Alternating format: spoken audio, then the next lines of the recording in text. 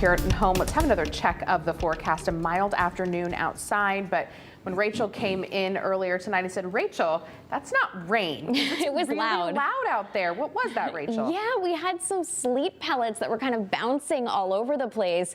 And along with that, in the higher elevations, we also had a little bit of freezing rain. So that is rain falling from the sky, but with temperatures below freezing close to the ground, that can form an icy glaze over things, especially untreated surfaces. So that is a concern as we head through the overnight hours. I'm sure road crews are going to be out all night now that things are drying out as we head through this evening, kind of trying to clear this up. But I would watch out for back decks, patios, your front steps, especially if you live in the higher elevations. Meanwhile, for the valley and the shoreline, we mostly had rain mixed in with a little bit of that sleet, but roads are doing far better. So I would still check in with the Fox 61 morning show crew. Here's what it looked like earlier. I wanted to show you. This is from Christopher Graham. You can kind of hear the pinging, ping, ping, ping, ping, ping, ping.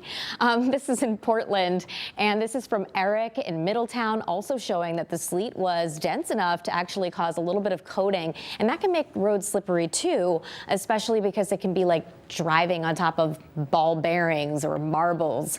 But luckily for a lot of the state, again, temperatures are above freezing, so it's kind of helping to melt what ended up falling. This is from Mary in Bolton, and thank you to so much for everyone for sharing your photos with us. We appreciate it. And this is the last gasp right here. Still some ice, some sleet, and some rain that's moving through the rest of the state. Here's a look at temperatures. 33 in Willimantic, where there's a concern for patchy black ice tonight. Same here for Windsor Locks, Torrington, Waterbury, New Milford, some of the colder areas where we could still see temperatures near freezing overnight into around daybreak. But here's a look at the future radar. Again, we're getting this out of here, and there will be many, many hours for crews to make sure the roads are okay before Wednesday morning. Otherwise, Wednesday is looking like a really nice day. We'll see high temperatures climb into the mid to upper 40s, partly cloudy skies.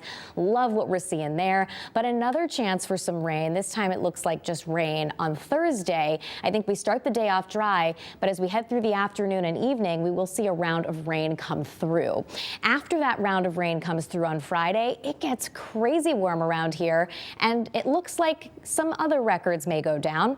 Last time, the records were for cold last weekend. This time around, it's record warmth. We are forecasting to tie this record for the Hartford area, and we likely get really close in Bridgeport as well. So a very warm finish to the work week.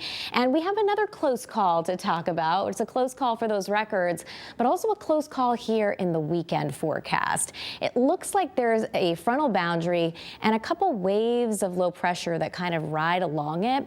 And while I have the forecast dry for now this weekend, I want to keep a close eye on this storm, especially for Sunday.